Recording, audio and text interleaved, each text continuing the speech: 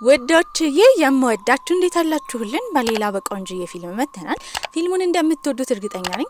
ስለዚህ ላይክ እና ሰብስክራይብ ማድረግ እንዳይረሳ። ይበልጥኛል ለማበረታታት ደግሞ ቪዲዮዎቻችንን በቪፒኤን ብቻ ማየት ነው። ወደ ቪዲዮ ፊልማችን ሲጀምር ውጁን እናያለን። እጅግ በጣም ታዋቂ ዘፋኝ ነው። በዓለም አቀፍ ደረጃ ከብዙ ሚሊዮን በላይ ተከታዮችና አድናቂዎች ነበሩት።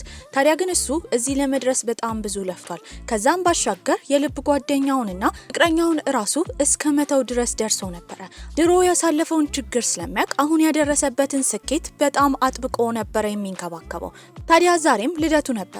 ኮንሰርትም ማቅረብ ነበረበት። ብዙ አድናቂዎቹ ስቴዲየሙን ሞልተውት ነበረ። ጄጄ ከሚባል ሰውም እንኳን ተወለድክ የሚል አበባ ተልኮለት ነበረ። ከዛ በተጨማሪ ደግሞ ለእናቱ ስልክ ሲደውልላት አታነሳም ነበር። እሱም የሚሰራው ሹቲንግ ስታር ለተባለው ድርጅት ነበረ። ሌላኛዋ ደግሞ ጁንዮንግ ነበረች። ታዋቂ ጋዜጠኛ ለመሆን ብዙውን ጊዜ የምታሳልፈው ከባባድ ስራዎችን በመስራት ነበረ። ታዲያ አለቃዋም ሆነ የስራ ባልደረቦቿ ይጠቀሙባት ነበረ። በጣም ብዙ ስራዎችን የምትሰራው እሷ ነበረች። ከዛ ባሻገር ደግሞ ፍቅረኛዋ ማግጦባት ከሱ ጋርም ተለያይታ ነበረ። ሌላኛው ደግሞ ጄጄ የሚባለው ሰውዬ ነበረ። እሱ ደግሞ ስፓይጃን ለተባለ ትልቅ የታወቀ የኢንተርቴይንመንት ካምፓኒ ኃላፊ ነበረ። ወደ ቤት ለመሄድም ከቢሮ እየወጣ ያለ የስራ ባልደረቦቹ እዛ ቁጭ ብለው የጁንን ዘፈን እየሰሙ እያደነቁት ነበረ።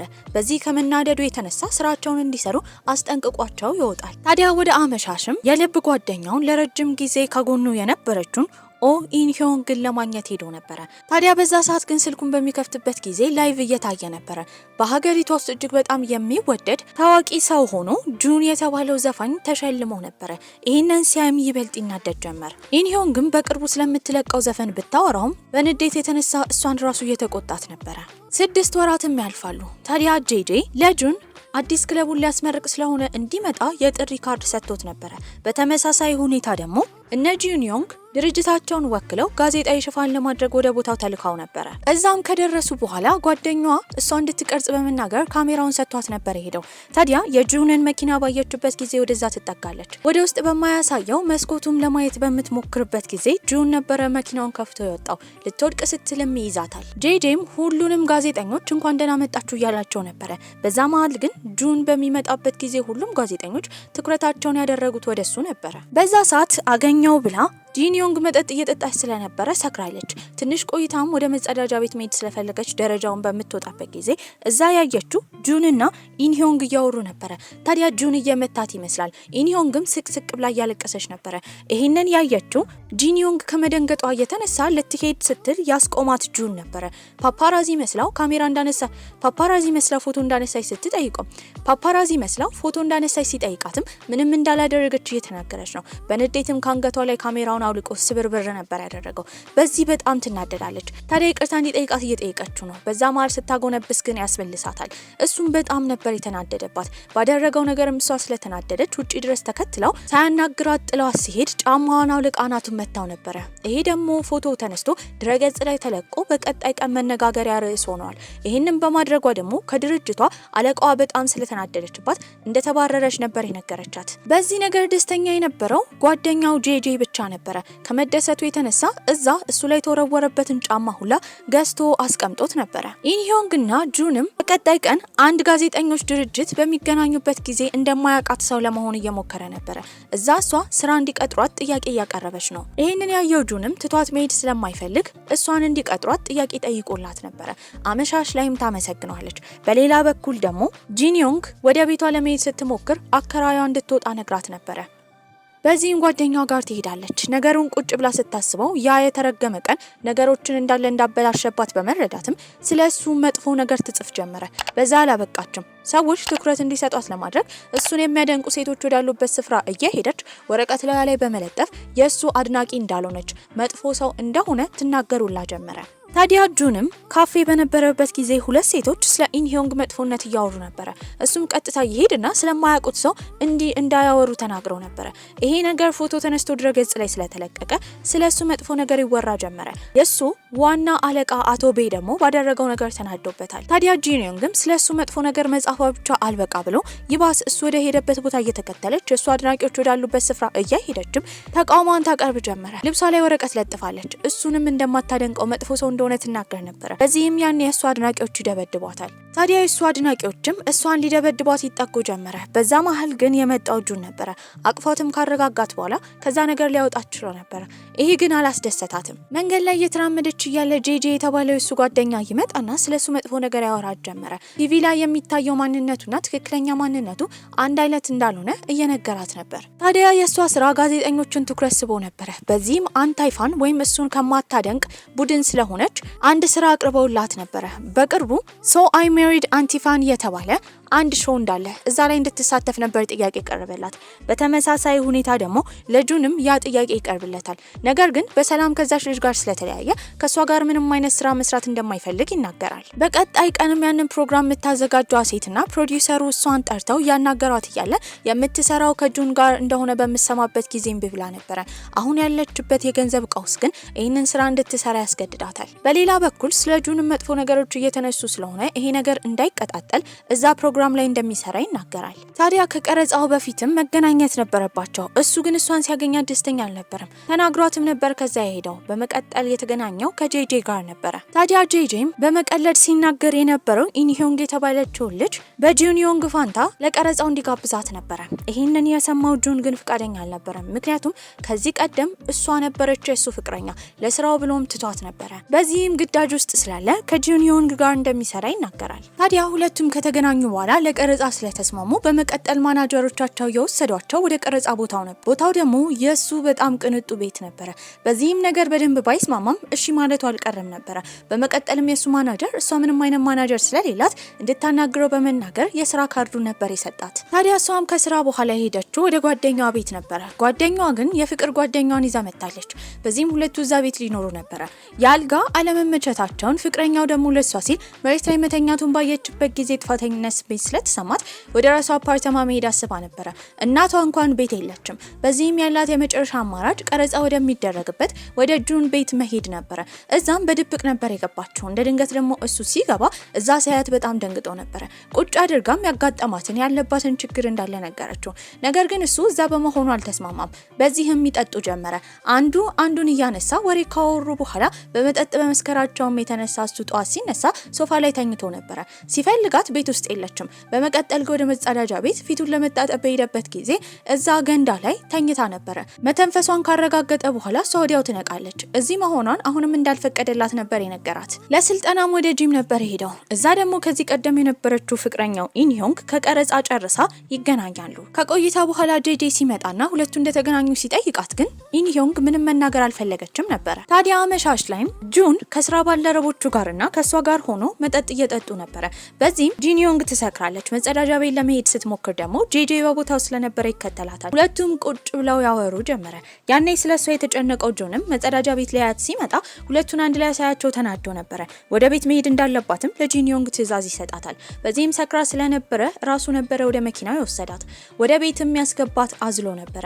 ከጄጄ ጋር ያላትን ግንኙነት ሊጠይቃት ሲል ግን ሶፋው ላይ እንደደረሰች ወዲያው ተኝታ ነበረ። እሱም ልብስ አምጥቶ ያለብሳታል።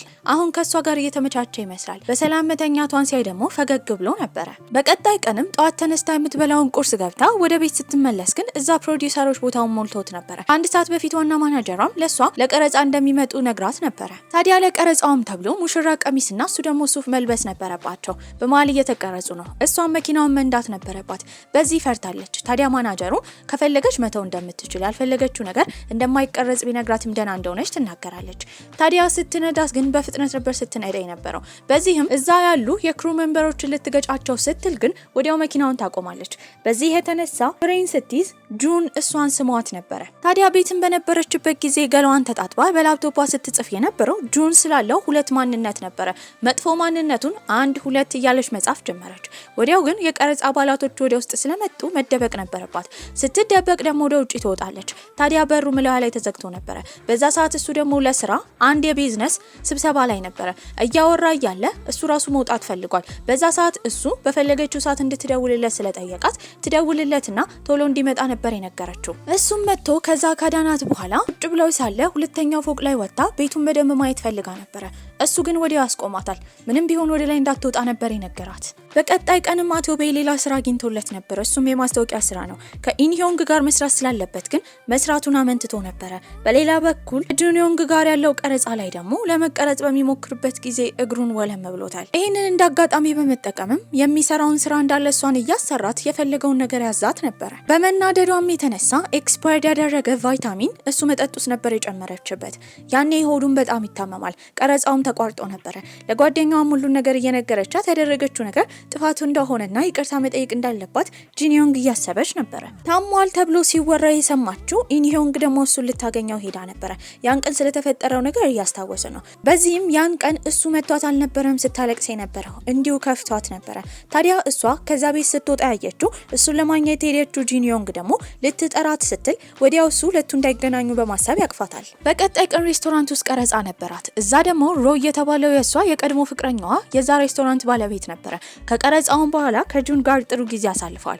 ታዲያ ከዛ በምትወጣበት ጊዜ ግን ከፍቅረኛዋ ጋር እንዳትገናኝ በጣም ፈርታ ነበረ። በሌላ በኩል ኢንዮንግ እና ጄጄ አብረው ጊዜ ባሳለፉ ቁጥር ሁሌ ይጣሉ ነበረ። ታዲያ እንደ ድንገት ጁን ሲመጣ ደግሞ ይባስ ሁለቱ ይጣሉ ጀመረ። በዚህም የተነሳ ከባድ ችግር ውስጥ ያለው ጁን ከንዴቱ የተነሳ ግድግዳውን ይመታዋል። እጁም ቆስሎ ነበረ። ቤትን በገባበት ጊዜ ጁንዮንግ የቁስል ፕላስተር ታደርግለታለች። ሁሌ የሚብከነከንበት አንድ ቀለበት ነበረ። ስለዛ ቀለበት ዋና ባለቤትም ለማጣራት እየሞከረ ነው። በቀጣይ ጊዜም እንደተለመደው ጁንዮንግ እላይ ፎቅ ያለውን ነገር ማየት ስለፈለገች ልታይ ስትሞክር ግን አሁንም ማስቆሟት ነበረ። በዚህም ከንዴቷ የተነሳ ላፕቶፓ ጋር በመሄድ ስለሱ መጥፎ ነገር ትጽፍ ጀመረ። ትኩረት የሚፈልግ አይነት ወንድ እንደሆነ፣ የፈለገውን ነገር ሲያጣ ደግሞ ቁጡ ወንድ እንደሆነ እየጻፈች ነበረ። አንድ ቀን ላይም ተኝታ በነበረበት ጊዜ ሱፐር ፓች ከተባለው ትልቅ የጋዜጠኞች ድርጅት አቶ ኮንግ ነበር የደወለላት። ስራ እንድትሰራ ጥያቄ ያቀርብላታል። ያን ቀን ኤርፖርት እየተጠበቀች ነበረ። ምክንያቱም ወደ ጃፓን ሄዳ ከጁን ጋር ቀረጻ ማድረግ ነበረባት። በዚህም እሱን ትታ ብዙ ስለለፋችና ከጁን ጋር ለመስራት ስለማትፈልግ የሄደችው አቶ ኮንግ ጋር ነበረ። እሳቸውም ቃለ መጠይቅ እያደረጉላት ነው። በዛ ሰዓት እነ ጁን ደግሞ ከኤርፖርት ሊወጡ ነበረ። እንዳልመጣች በሰማበት ጊዜ ጁን በተደጋጋሚ ቢደውልላትም ስልክ አታነሳም። አቶ ኮንግም የነገሯት ነገር ስለ ጁን መጥፎ መረጃዎችን ሰብስባ ወደ ድርጅቱ ካመጣች ሙሉ ለሙሉ እንደምትቀጠር ይነግሯታል። በዚህ ስራ ግን ፈቃደኛ ስላልሆነች እምቢ ትልና የሄደችው ወደ ኤርፖርት ነበረ። እነሱም ወደ ጃፓን ይሄዳሉ። የት እንደነበረች ጁን ቢጠይቃትም ልትነግረው አልፈለገችም ነበረ። ታዲያ በቀጣይ ጊዜም ጄጄ ወደ ጃፓን ኢንዮንግ ራሱ ለማስታወቂያ ስራ እንደሄደች በሰማበት ጊዜ እዛ ጁን እንዳለ እርግጠኛ ስለሆነ እነሱ ስለ ስራው ለማውራት ስብሰባ ላይ በነበሩበት ጊዜ ነበር የመጣው። በዚህም በጣም ተናዷል። ታዲያ ጂዮንግና ጂንዮንግ የተባለው የጁን ማናጀርም ቁጭ ብለው በሚያወሩበት ጊዜ ምን ያህል ጁን ጥሩ እንደሆነ እየነገራት ነበረ። በዚህም ያስታወሰችው ኤርፖርት ውስጥ ሰዎች እንዳያውቋትና ጥቃት እንዳይፈጸምባት ብሎ ሻንጣዋን ይዘው ከዛ ቦታ ይዟት የሄደውን ቀን እያስታወሰች ነበረ። ቀረጻውም ይደረጋል። ታዲያ ጁንና ጂንዮንግ ፍቅረኛሞች እንደሆኑ ማስመሰል ነበረባቸው። አሁንም በጥሩ ሁኔታ ነበረ ገጸ ባህሪውን የተጫወቱት። እሷም ክፍሏ በነበረችበት ጊዜ ከቀረጻው ስለደከማት ጁን ምግብ ይዞላት መጥቶ ነበረ። በመቀጠልም የመጣው ጄጄ ነበረ። እሱም አበባና ምግብ ይዞላታል። ይህንን ያየው ጁን በጣም ይናደዳል። ታዲያ ጁንም ስለ ቀለበቱ ለማወቅ የአባቱ ጓደኛ የሆነ ሰውዬ ጋር ነበር ሄደው። እሱም ሲናገር የነበረው ትምህርት ቤት ውስጥ ከብዙ ዓመታት በፊት ጓደኛሞች የሆኑ ግሩፖች እንደ ጓደኝነት ማመልከቻ ንን ቀለበት እንደሚያደርጉ ነበር የተረዳው። ቀለበቱ ላይም ያማሚል ጽሁፍ ስለነበረው ምን እንደሆነ ሰውየው ሲጠየቅ ግን ያን ያህል እንደማያውቀው ይናገራል። በሌላ በኩል ጄጄ ደግሞ እነሱን እየተከተላቸው ነበረ። ጁን ማንን እንደሚፈልግ የማወቅ ትልቅ ጉጉት አለው። ታዲያ ጁንም ከዛ በኋላ እንደ ድንገት ያን ቀለበት ይዞ ሊፍት ውስጥ ገብቶ ጥሎት ነበረ። ይህንን ያገኘችው ጂንዮንግ ነበረች። እሱም ለእናቱ ስልክ ቢደውልላት አታነሳም ነበረ። በዛ ግራ ማጋባት ውስጥ ሆነው ወደ ኤርፖርት መሄድ ነበረባቸው። ወደ ኮሪያ ሊመለሱ ነው። በዛ መሀልም ጂንዮንግ ስትናገር የነበረው ሆቴል ውስጥ ቀለበት እንዳገኘች ለሪሴፕሽኒስቶቹ እንደሰጠች እየተናገረች ነው። ጋዜጠኞቹ ኤርፖርት ጠብቀዋቸው ነበረ። በዚህ መሀልም አንድ ሰው እሷን ይጎትታታል። በዚህም መሬት ላይ ወድቃ ነበረ።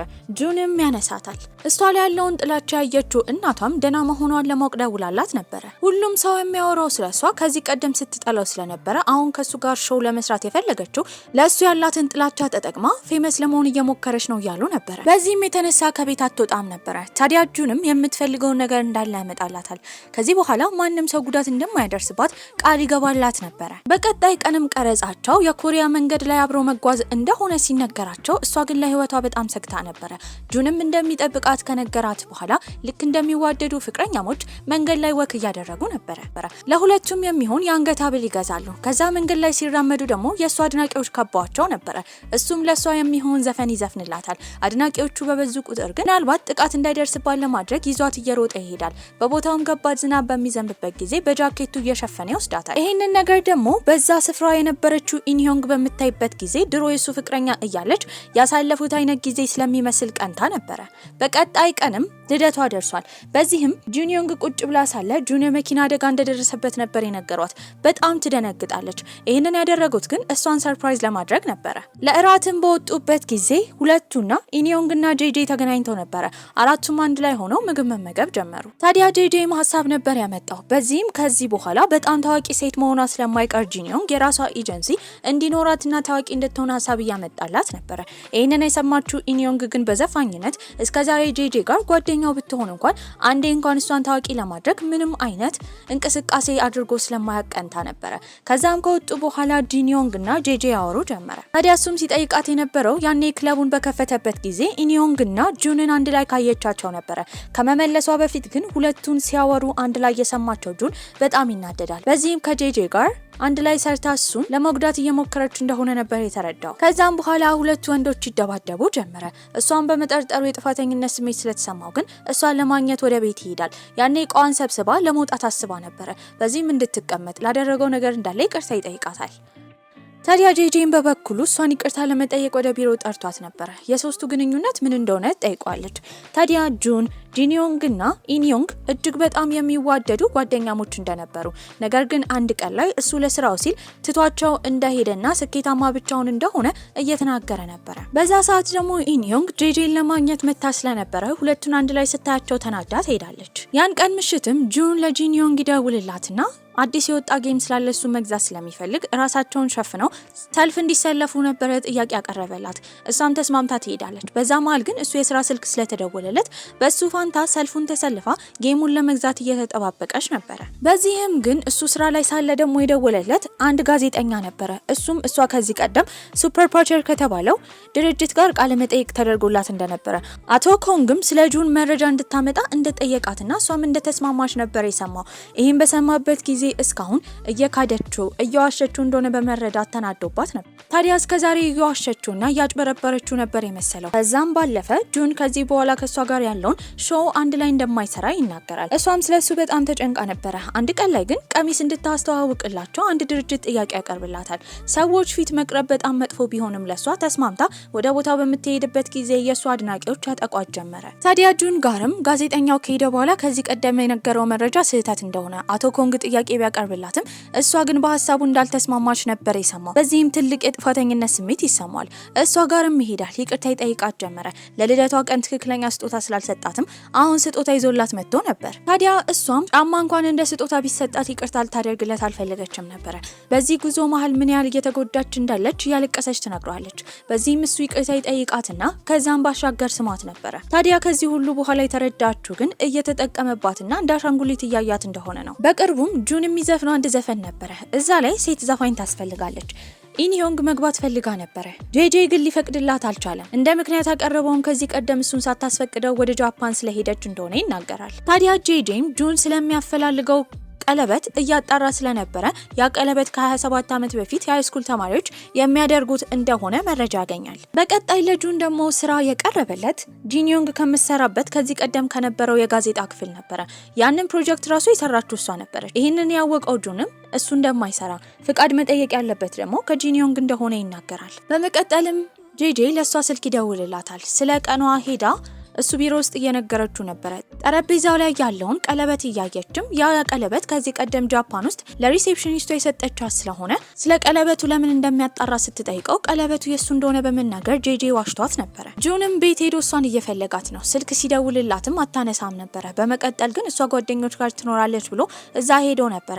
እሷን መጠጥ ገዝታ ጓደኞቿን ለማግኘት ስትሄድ እዛ ታገኘዋለች። አንድ ቀን ላይም እሷ ወደ እሱ ቤት በምትገባበት ጊዜ ጁንን እጅግ በጣም የምትወደው ቀንደኛ አድናቂው ዩሪ የምትባለው ልጅ እሷ ጋር ትገባና ጁንን ካላገኘችው ከዛ ቤት እንደማትወጣ እየተናገረች ነበረ። ታግላ ልታስወጣት ብትሞክርም አልቻለችም። በዚህም ተስማምታ እዛው እንድትቆይ ታደርጋታለች። እሱ በቀጣይ ቀን ቃለ መጠይቅ ነበረው። በዚህም እዛ ዝግጅት ላይ መሄድ ስለነበረባት የሄደችው እሱ የገዛላትን ጫማ አድርጋ ነበረ። ጁንም ይህን ባየበት ጊዜ በጣም ደስ ይለዋል። መድረክ ላይም በወጣበት ጊዜ ጥያቄዎች እየተጠየቀ ነው።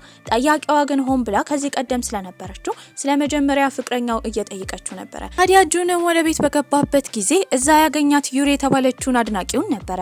ምንም ማድረግ ስለማይችል ወደ ትምህርት ቤቷም ይሸኛታል። መንገድ ላይ እየተጓዙም እያለ ጂኒዮን ግን የተወለደችበት ከተማ የት እንደሆነ ነበር የጠየቃት። ታዲያ እዛው ደክማ ስለነበረ መኪናው ስትተኛ የነቃችው የተወለደችበት ከተማ ውስጥ ሆነው ነበረ። እሷም ወደ ቤተሰቦቿ ተወስደዋለች። ቤተሰቦቿም ልክ እንዳዩት ጥላቻቸውን ገልጸው ነበረ። ይደበድቡት ጀመር። ከትንሽ ቆይታ በኋላ ይቅርታ ሲጠይቅን አንድ ላይ ተሰብስበው ምግብ ይመገባሉ። ወደ መናፈሻውም ከሄዱ በኋላ ሁለቱ እየተዝናኑ ነበረ። በዚህም ድጋሚ ይስማታል። ጁንም ወደ ሶል ከተማ ከተመለሰ በኋላ ስለ ቀለበቱ እያጣራ ነበረ። ሁለቱ ግን ይበልጥ ይቀራረባሉ። ብዙውን ጊዜ የሚያወሩት በቴክስት ቢሆንም በውስጣቸው ትልቅ ደስታ ነበረ። በሌላ በኩል የጁን የጻፈው ዘፈንም ፕሮዲውስ ሊደረግ ነበረ። በዛ መሀል ሁሉም ሰዎች ስራ ላይ ስላተኮሩ ኢንዮንግ ትገባና ያንን ግጥም ወስዳ ድረገጽ ላይ ነበር የለቀቀችው። እሱም ከሰው ወስዷል ተብሎ ይወራበት ጀመረ። ይህንን ያደረገችው ኢንዮንግ እንደሆነች ያወቀው ጄጄም ቀጥታ እሷ ጋር ሄዶ ያን እንዳደረገች ሲጠይቃት አዎ ብላ ነበረ። በሌላ በኩል ደግሞ ሰው ይህን ሁሉ ጥፋት ሲደፈድፍ የነበረው ጂኒዮንግ ላይ ነበረ። እሷ ጥፋተኛ ስለሆነች እንደተበቀለችው እየተነገረ ነበር። ኢንዮንግም ከጄጄ ጋር በመሆኗ በጣም ስለቆጫት እስከዛሬ ያሳለፈችውን ነገር ማስታወስ ስለማትፈልግ ብዙ መድኃኒት ከዋጠች በኋላ ራሷን ትስታለች። የተወሰደችውም ወደ ሆስፒታል ነበረ። ጁንም ጂኒዮንግን ይዟት ሄዶ ወደ ባህር ዳርቻ እስከዛሬ ለፈጠረባት ችግር ይቅርታ እየጠየቃት ነበረ። ጥሩ ጊዜ እያሳለፉ እያለ ስልክ ይደወልላቸዋል። ኢንዮንግ ሆስፒታል እንዳለች ነበር የተነገራቸው። ሁሉም አንድ ላይ ተሰብስበው ወደዛ ነበር የሄዱት። እሷ ያለችበት ሁኔታ አሁን በጣም ከባድ ነበረ። ነገር ግን ራሷን ከሳተችበት ነቅታለች። እነሱም እዛ መቆየት ስለማይችሉ ከእሷ ጋር ለመቆየት ያሰበችው ጂኒዮንግ ነበረች። ሁለቱ ሴቶች ባወሩ ቁጥር ግን ይበልጥ ጓደኛሞች እየሆኑ መጡ። ጋዜጠኞችም ስለዛ ሆስፒታል ስላወቁ ኢንዮንግ ደግሞ እዚህ ነገር ውስጥ ካለችበት አሁን የምትጓዘው የዘፋኝነት ጉዞ እንዳይበላሽባት እዛ ሆስፒታል ውስጥ ያለችው ጂኒዮንግ እንደሆነች ይናገራሉ። እንዲህ የተፈጠረባትን ምክንያት ከዚህ ቀደም ግጥሙን ለቃለች ተብሎ ስለተወራባት ትንሽ ጭንቀት ውስጥ ገብታ እንደሆነ በመዋሸት ነገሩን ማድበስበስ ችለው ነበረ። ያን ቀን ምሽትም ጁን ቀጥታ ሄደ ወደ ሆስፒታል ነበረ። ደብቆም እሷን ከሆስፒታል ያስወጣታል። ቤትም በነበሩበት ጊዜ እስካሁን የከለከላትን ወደ ላይ ክፍል የመውጣት እገዳም አንስቶላት ወደዛ ወጥቶ ስለሚወዳቸው ስላሳለፋቸው ነገር እንዳለ እያሳያት ነበረ። በቀጣይ ቀንም ጁን እንደጠፋ እየተነገረ ነው። ይህም አድናቂው አግታው ነበረ። ጂኒዮንግና የሱ ማናጀር በመሆንም ሊያድኑት ችለው ነበረ። ጁንና ጂኒዮንግም ከዚህ ቀደም የተለቀቀው የእነሱን ሾው በሚያዩበት ጊዜ መኪና ውስጥ የተፈጠረው ነገር ቪዲዮ ወጥቶ ነበረ። እሷም ይህን ስታይ ሰዎች እንደሚጠሏት እርግጠኛ ብትሆንም እንዳሰበችው ሰዎች ስለሷ መጥፎ ነገር እያወሩ ነበረ። በሌላ በኩል ጄጄ ደግሞ አንድ ጠበቃን ለማናገር ሄዷል። ጠበቃውን ለስራ ከመቅጠር ይልቅ ግን እጁ ላይ ያደረገው ቀለበት ነበር ቀልቡን የሳበው። ያ ቀለበት ከዚህ ቀደም ጁን ለረጅም ጊዜያቶች ሲፈልገው የነበረው ቀለበት ነው። አቶ ባይም ለጁን ሲነግረው የነበረው ከዚህ ቀደም የነበረው ዘፈኑ ስለተበላሸ አሁን አዲስ ዘፈን እንዲጽፍ ነበረ። ኢንዮንግም አዲስ የሚቀጥሩ ሰዎች ጋር ሄዳ ከዚህ ቀደም ኤጀንሲ እንዳላት ትጠይቃለች። ከጄጄ ጋር ብትሰራ ምንም አይነት ኤጀንሲ እንደሌላት ነበር የተናገረችው። ጁንም የሷን ጓደኞች ቤት ከጋበዘ በኋላ ጥሩ ጊዜ አሳልፈው ነበረ። ይህንን ያየችው ጓደኛዋ ግን ጂኒዮንግ ጁንን እንደምትወደው ስለሚያስታውቅ ስሜቷን እንድትናገር እያበረታታቻት ነበረ። አንድ ቀን ላይም ጁንና ጂኒዮንግ በሚያወሩበት ጊዜ ስለ ቀለበቱ ጁን እየነገራት ነበረ። ያ ቀለበት የቤተሰቦቹ እንደሆነ በጣምም እንደሚፈልገው በሚነግራት ጊዜ አስታወሰችው። ከዚህ ቀደም ጄጄ ቢሮ ውስጥ ሆኖ እሱ ቀለበት የሱ እንደሆነ የነገራትን ነበረ። እንደ ዋሻትን በመረዳት ቀጥታ እሱ ጋር ትሄዳለች። እሱንም ካፋጠጠችው በኋላ ሌባ ነህ ብላ ያንን ቀለበት ይዛ ተቀብላ የሄደችው ጁን ጋር ነበረ። ኢንዮንግ ደግሞ ከዚህ ቀደም ከጄጄ ጋር ስትሰራ እንደነበረ ድረገጽ ላይ እየተለቀቀባት ነው። በዚህም ስሟ እየጠፋ ነበረ። ታዲያ ግን እሷ በዚህ ችግር ውስጥ እንዳትጎዳ በማሰብም ጁን ከዚህ ቀደም ዘፈኑን በስጦታነት ለኢንዮንግ እንደሰጣት እየተናገረ ነው። እሷ በተመሳሳይ ሰዓት ደግሞ ስልጠና በምትወስድበት ጊዜ ከጁን ጋር ግንኙነት እንደነበራት ትናገራለች። አቶ ባይም ቀጥታ የሄዱት ጂኒዮንግ ጋር ነበረ። እሱ ቤት እንደምትኖር እስካሁን እንዳላወቀ፣ ታዲያ እሱ የፍቅር ግንኙነት ከሴት ጋር እንደጀመረ ከተወራበት ከባድ ችግሩ ስለሚገባ ቤቱን ሁላ ለቃ እንድትወጣ ሰውየው ነግሯት ነበረ። ከዛም ባሻገር አቶ ቤ ጁንና ጂኒዮንግ አንድ ላይ የሚሰሩት ሾው መቋረጥ እንዳለበት ተናግረው ነበረ።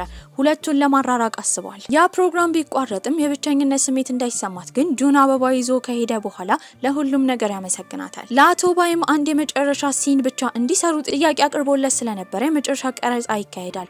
ልክ በጣም እንደሚዋደዱ ፍቅረኛሞች ጥሩ ጊዜ አሳልፈው ነበረ። ጄጄም ስለ ቀለበቱ ይበልጥ እንዲጣራ ጥያቄ እያቀረበ ነበረ። ጄጄና ጁንን በተገናኙበት ጊዜ ጁን መልሶ ሹቲንግ ስታር የተባለው ቡድን ውስጥ እንዲቀላቀል ጄጄ እየጠየቀው ነበረ። ጁን ግን አልተስማማም። በዚህም ያስፈራራው ጀመረ። በጣም የሚወዳቸውን ሰዎች አብሶ ጂንዮንግን እንደሚጎዳት ሲናገር በዚህ ሁሉ ወሬ ውስጥ የገባው አቶ ቤይ ከጄጄ ጋር ተመሳጥሮ ሁለቱ ፕሮግራማቸውን እንዲያቋርጡ ያደረገው ሁለቱን ለማራራቅ ካለው ሀሳብ እንደሆነ ይረዳል። አቶ ኮይም ድጋሚ ደውሉላታል። አሁን ሾዋ ሙሉ ለሙሉ ሊያበቃ ስለሆነ ወደ ድርጅቱ መታ እንድትሰራ ጥያቄ ይቀርብላታል። እሷም ወዲያው ነበር የተስማማቸው። እዛ በሄደችበት ጊዜ ለስራ ኮምፒውተሯን ስትሰጥ ከዚህ ቀደም እሱን በምትጠላው ጊዜ ስለ ጁን መጥፎ ነገር የጻፈችው እንዳለ ተወስዶ ፋይሉ ድረገጽ ላይ ተለቆ ነበረ። ሁለት ማንነት እንዳለው፣ በሴቶች እንደሚጫወት፣ መጥፎ ሰው እንደሆነ ብዙ የዘረዘረቻቸው ጽሁፎች ነበሩ። በዚህም የተነሳ ሰዎቹ ላይ የጠሉት ነበረ። ታዲያ ግን ሙሉ ለሙሉ ያንን አልጻፈችም ነበረ። ይባስ ብሎም ይቅርታ ለመጠየቅ እሱ ቤት በምትሄድበት ጊዜ አቶ ባይ ያገኛታል። ከሱ መራቅ እንዳለባትና ትንሽ ጊዜ እንድትሰጠው እየነገራት ነበረ። የዚህ ሁሉ ጥፋት ጂንዮንግ እንደሆነች ቢነገረውም ጁን ግን መረጃ ሳይገኝባት ፍቅረኛው እንድትከሰስ አልፈለገም ነበረ። ታዲያ እሷ የጻፈችው ብቻ አልነበረም ፖስት የተደረገው። ሆን ብለው የድሮውን አገናኝተው ብዙ ነገር ጨማምረውበት እሱን ለመጉዳት የሚፈልጉ ብዙ ሰዎች ነበሩ። ከአቶ ቤ ድርጅት ራሱ ጁን መውጣት እንደሚፈልግ ተናግሮ ነበረ። አሁን እሳቸው ያሉበት በጣም ከባድ ችግር ውስጥ ነበረ። ወደ ድርጅቱ እንዲመለስ ቢጠየቅም እሱ እምቢ ይላል። በሌላ በኩል ኢንዮንግ ደግሞ ከዚህ ቀደም ከጄጄ ጋር ስለሰራች ድጋሚ ወደ ዘፋኝ ምልመላው እንደማትገባ ይነገራታል። ከዚህ ሁሉ ነገር ጀርባ ጄጄ እንዳለ ነበር ያሰበችው። እሱ ደግሞ በሌላ በኩል ከቤተሰቦቹ በስነስርዓት ድርጅቱ ማስተዳደር ስላቃተው እንዲባረር ተነግሮት ነበረ። ሁለቱ ሲገናኙ እሱን ጥፋተኛ ታደርገው ጀመረ። እሱን ማወቋ ስህተት እንደሆነ፣ በህይወቷ የሚያስፈልጋት ጁን እንደሆነ እየተናገረች ነው። በዚህም ግን የእሱን ችግር አልተረዳችም ነበረ። ታዲያ ከዚህ ሁሉ መራቅ ስለምትፈልግ ራሷ እንደምታጠፋ ተናግራ መኪና ውስጥ ልትገባ ስትል እሱም ተከትሏት ነበር የገባው። በዚህም ከባድ አደጋ ይደርስባቸዋል። ሁለቱም ኮማ ውስጥ ነበሩ። ጁንም ይህን በሰማበት ጊዜ ቀጥታ እነሱ ጋር ነበር የሄደው። አሁን የጁን ጠላቶች እየበዙ ነበረ። ከኮማ መጀመሪያ የነቃችው ኢንዮንግ ነበረች። ይሄ ሁሉ በመፈጠሩ ግን እሷ የጥፋተኝነት ስሜት እየተሰማት ነበረ። ጄጄም ቀጥታ ሄደው ጁን ጋር ነበረ። በዚህም የሰጠው ካርድ ነበረ። እዛ ካርድ ላይም አባቱ ጠበቃ እንደሆነና ቀለበቱ እጁ ላይ እንዳለ የሚያሳይ ነበረ። አባትየውንም ለማግኘት ጁን ነበር የሄደው። ሊያናግረው የፈለገው እስካሁን ስሙ እየጠፋ ስለሆነ ስራ እንዲሰራለት ነበረ። እጁ ላይ ያለው ቀለበት ሁለቱም አንድ አይነት ነበር ያደረጉት። እሱ አባቱ እንደሆነ ሲጠይቀው ግን ያንን ቀለበት የሰጠው ጓደኛው እንደሆነ ኪም እንደሚባል ነገር ግን እንደሞተ ነበር የሰማው። አባቱንም ለመጨረሻ ጊዜ ለመሰናበት የሄደው ወደ መቃብር ስፍራ ነበረ። ታዲያ ለእናቱም ስልክ ይደውልላታል። ከብዙ ልፋት በኋላ እናትየውም ስልኩን አንስታ ባሏ እንደሞተ ነበር የሰማው። ጄጄም ከኮማ እንደነቃ በሰማበት ጊዜ የሮጠ ጁን ይሄዳል። ቢነቃም ግን የማውራት አቅሙን ትንሽ ጊዜ አጥቶ ነበረ። ሙንሂ የተባለችው ከዚህ ቀደም ከጋዜጣ ድርጅት ያባረረቻትንም ሴት ጂንዮንግ ባገኘችበት ጊዜ ሴትዮዋ ካላት ቅናት የተነሳና ከራሷ ችግር ከድርጅቱ እንዳባረረቻት፣ በዚህም ድርጅታቸው ገንዘብ እጦት ውስጥ ስለነበረ በዛ የተነሳ እንዳባረረቻት ነበር የነገረቻት። ሁሉም ነገር ከፍቷት ስቅስቅ ብላ ታለቅሳለች። ጁንም ወደ እሷ ቤት ይሄዳል። ቤትም አላገኛትም። በእርግጠኝነት ፓርክ ውስጥ እንደምትኖር በማሰብም ወደ ያለችበት ስፍራ ነበር የሄደው። ስለሱ እያሰበች እያለቀሰች ነው። እሱም ቀርቦ ያረጋጋት ጀመረ። ምንም ቢሆን ግን አሁን ያለበት ሁኔታ በጣም ውስብስብ ስለሆነ ለትንሽ ጊዜ እንድትጠብቀው ነግሯት እንደሚያፈቅራትም ማሳውቋት ነበረ። ጁን ግን አሁንም የዝና ጉዞ እያሽቆለቆለ ነበረ። ብዙ ሚሊዮን ሰዎች እየጣሉት ነው። ምንም ቢፈጠር ግን ምንም አይመስለውም። እሱ ሲያተኩር የነበረው ጓደኛው ጋር ነበረ። በቻለው መጠን ይንከባከበዋል፣ ይመግበዋል፣ ንፋስም እንዲቀበል ይዞት ይወጣ ነበረ። ጄጄ ከዚህ ሁሉ የተረዳው ጁን ምን ያህል እንደሚወደው ነበረ። ከዚህ ሁሉ ነገር እንዲወጣ ግን የአባቱን ጓደኛ ነበረ እንደ ጠበቃ ያቆመው። ሰውየውም ነገሩ እንዳለ እንደሚያስተካክልለት ይነግረዋል። ታዲያ በመንገድ በሚያልፍበት ጊዜ ጁን ከዚህ ቀደም ከአቶ ባይ ጋር የሚሰራበትን ድርጅት ነበር ያየው። ድርጅቱ አሁን ከባድ ችግር ውስጥ ነው። ጁን ከዛ ድርጅት በመውጣቱ የተነሳ አቶ ባይ ኢንቨስተር እያገኘ አይደለም። በዚህም ሙሉ ለሙሉ ድርጅቱን ሊያጣው ነው። በዚህም ለሱ ይደውልለታል። ታዲያ እስከዛሬ ላደረገለት ነገር በሚያስታውስበት ጊዜ ጁንን እዚህ ስኬት ላይ ለማድረስ ከምግብ አንስቶ እስከ ተለያዩ ገንዘቦች አቶ ቤይ ሲሰጠው ነበረ። ታዲያ ያንን ውለታም ለመክፈል ጁን ያደረገው ነገር ቤቱን ሸጦ ሰው ያለበትን ብድር እንዳለ መክፈል ነበረ። በመቀጠልም ጓደኞቹን እንዳለ ይሰናበታቸዋል። አላስካ ወደ ተባለ ቦታ ለትንሽ ጊዜ ረፍት ለማድረግ እንደሄደ ነበር የተናገረው። ያኔ ጂኖንግም ወደ ስራዋ ትመለሳለች። አሁን የምትሰራበት የጋዜጠኝነት ስራ ላይ በጣም ስኬታማ ነበረች። በተደጋጋሚ ስለ ጁን ጥሩ ነገር ፖስት እያደረገች ተቀባይነትን ማግኘት ችላ ነበረ። አንድ ቀን ላይም ድርጅት ውስጥ የሚሰሩ ሁለት ሰዎች ሰርግ ነበራቸው። ያንን ሰርግ እየታደመች ነው። አበባም እየተወረወረ ነበረ። ያኔ የመጣው ከወራት በፊት የጠፋው ጁን ነበረ። ፊትለፊቷ ስታገኘውም ደስተኛ ነበረች። ጄጄም ከሆስፒታል ስለወጣ አሁን የምትንከባከበው ኢንዮንግ ነበረች። ትልቅ የጥፋተኝነት ስሜት ይሰማት ነበረ። ነገር ግን ከቆይታዎች በኋላ እሱ የማውራት ችሎታውን መልሶ አግኝቶ ነበረ። አንድ ድርጅትም ዘፈን እንድትዘፍን ጥያቄ ይቀርብላታል። እሷ ግን እምቢ ነበር ያለችው። ጄጄ ግጥም እንዲጽፍላት ነበር የጠየቀችው። ከዚህ ቀደም በጻፈላት ዘፈን አሁን ታዋቂ ነበረች። በሌላ በኩል ጂንዮንግ ደግሞ መንገድ ላይ እየተራመደች እያለ ሰዎች ፎቶ አንሽን ይሏታል። እሷም እሺ ብላ የተሰበሰቡትን ሰዎች ፎቶ ልታነሳ ስትል ሁሉም ይዞራሉ። ቲሸርታቸው ላይ የተጻፈው አግቢኝ ብሎ የሚጠይቅ ነበረ። ይሄ ሁሉ ፕራንክ ነበር የመሰላት። ያኔ አበባ ይዞ ጁን ይመጣል። በመቀጠልም ቀለበት ነበር ያደረገላት። እሷም እሺ ትላለች። በመጨረሻም በሁሉም ሰው ፊት እሷ የሱ እንደሆነች አሳይቶ ነበረ። በዚህ ቆንጆ አስተላለቅን ፊልማችን እዚህ ላይ አብቅቷል። ደህና ቆዩልኝ።